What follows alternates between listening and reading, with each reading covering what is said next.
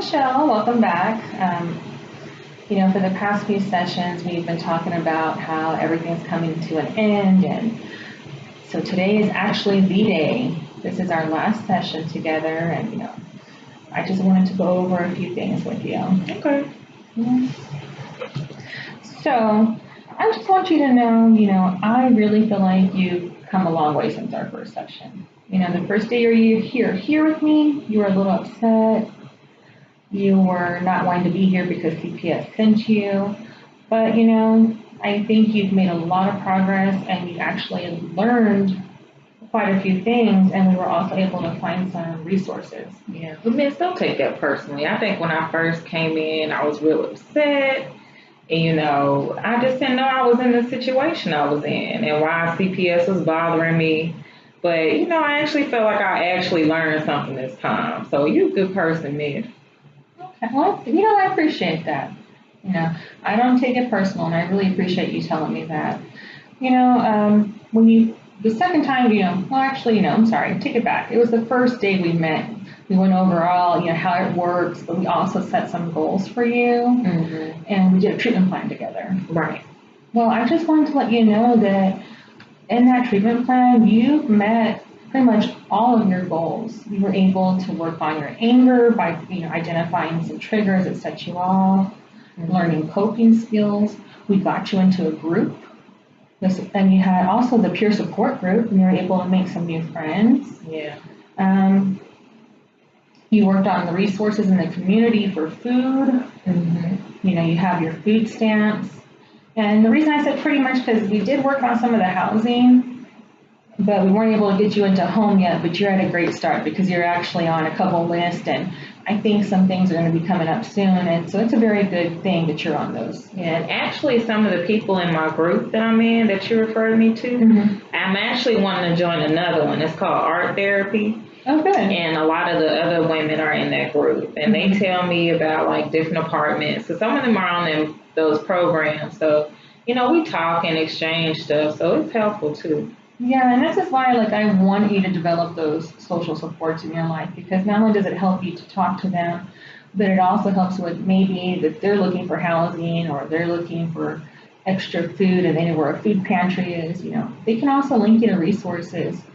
Maybe their counselors are letting them know about other things, and it helps you out. So that's really great. I'm glad that's working. So yeah, you've done awesome. I know a while ago you said you think you've made progress. Can you tell me a little more about that? Well, I'll say, I used to get mad. I would go off. Yes, I would go off. But now I feel like I have to think about it. Like when you taught me some of them anger management skills, I have to stop and think why are you upset? What's the problem? And, and I kind of write down what my issues are. I've been journaling a lot lately. Good, I know we talked about that. Right, and then I still do the deep breathing. I told you it don't work that much, but I feel like I do it when I'm not mad, and I feel more relaxed too. So I feel like it's been working for me a lot. That's good. And the deep breathing, like I told you, when you're really, really upset, that's not going to help. It's when you're just trying to relax a little bit, or you feel the anxiousness or the anger coming on, that's the great time to do it. Right. So that's good. You're using it, and that's what really matters. Is it you're learning the coping skills and you're utilizing them in your life. Yeah. What about imagery? Did you ever try that one? So, I tried it. I think I tried the ones that were on YouTube and stuff like that. I think one thing I can do is find a more quiet place because I'm in a noisy environment, and sometimes I can't really concentrate. But one thing I've been doing with my daughter now, Chrissy, is we'll just go to the park and walk, and I think that helps out a lot too. And it actually is another coping skill, to get out there, walk. And lots of times when you're walking, it's in a quiet area, that's good for you too. So, just keep pulling from all those coping tools that we learned and use those strategies in your life. maybe some of the ones that don't work for you now might work for you later. So don't forget about them. Just kind of keep them in what I say your toolbox. Yeah, and I know you were telling me about, working out and stuff, because that was one of my goals too. Yes, it was. And, and it's hard when you got, kids and stuff. So what I've done is kind of incorporated them, like in the cooking, like we cook together now, we walk together. And so I think it's helping our bond too. Yeah, that's good. And it's quality time with them. So that's great. That's great. We're talking about the progress you made, but I kind of want to hear about how do you feel about our session ending today? Well, I think you helped me out a lot. I really do. And, I feel that you were one of probably the first people like in the CPS, because you always hear bad things like, oh, they just gonna tell a caseworker you're not doing nothing, or they don't really care about you. But I do appreciate that you sat, and listened to me and made me feel appreciated and let me give my input too. Yeah. And although you're sent by them, our ultimate goal is to help you as a person and to help you grow and, of course, better your relationship with your children. Like, ultimately, out of the whole treatment plan, that is the goal. Right. So, and I really enjoyed working with you. You're very easy to work with after that first visit, and you came to all your appointments. You showed up on time, and that, that says a lot about your character as a person. So, I enjoyed that time together. Is there anything that worries you? I'm just a little worried that I won't have anybody else to fall back on. Like, I know this is, going through them and stuff like that. But what will happen if, like I try to get counseling somewhere else, or, do I get my papers from you? Like, what can I do? Okay. So if you kind of feel like you're reverting to maybe some of your habits that you had before, you're not using the coping skills, of course, talk to somebody. You've met friends in your groups. Maybe talk to one of them. Or you're always able to call here and see if we can maybe start some sessions again.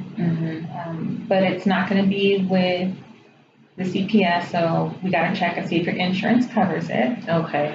If not, I've actually prepared a list here with community resources. Okay. And on this other page, I also put some coping skills down just to kind of remind you when you're going through things, all that kind of goes out the window. Right. The coping skills. So I put a little bit of each thing that we went over also on the second page. But the first page has different counseling centers within your community that take insurance, but also who don't take insurance. Right. What if there's a time that you don't have it? And they'll go by with whatever income that you have. So I put those also on this worksheet. Okay. That way you can look here and it's always available to you. Kind of just look at them, see which one's in your area and which one will work best for you. Okay. I also put on the last page a crisis number. So like if something gets really bad, you're having a lot of issues, you just need to talk to somebody. There's a crisis line, and there's always 911 and different support centers available. I can't call you? Well, you can call me, but it's our relationship's kind of ending today with our last session. If you were to call me, it would be more of starting a new session together and more time. I wouldn't be able to pick up the phone and talk to you. You'd have to schedule a visit. Okay. You got Facebook? I don't. And unfortunately, although I like you and you're a great person, we have to maintain a professional relationship together. We can't be friends. I see. Okay. Yeah. You're a great person, Michelle. Don't take it personal, but we just have to, professional relationship with each other. Okay? I understand, because, some people out there are crazy and they be doing all that. So I understand this. I do. I just want you to, if you can, keep going to those groups. Try the art group and see how it works out. Keep talking to the friends that you've made and, using your skills. Okay. Is there anything else that you think would help out? Any other information I can provide you today since our last session? No, you gave me a lot of information. I just wanted to say thank you for that too. I Okay. appreciate it. You're welcome, and I really wish you the best of luck. I want you to do well in the future, and I hope everything goes well with Chrissy. It seems like y'all's relationship has gotten a lot better, and you're still working on things at home with her. So I'm very proud of you, the progress you've made. Thank you. Thank you, ma'am. I appreciate You it. take care. Thank you. You're welcome.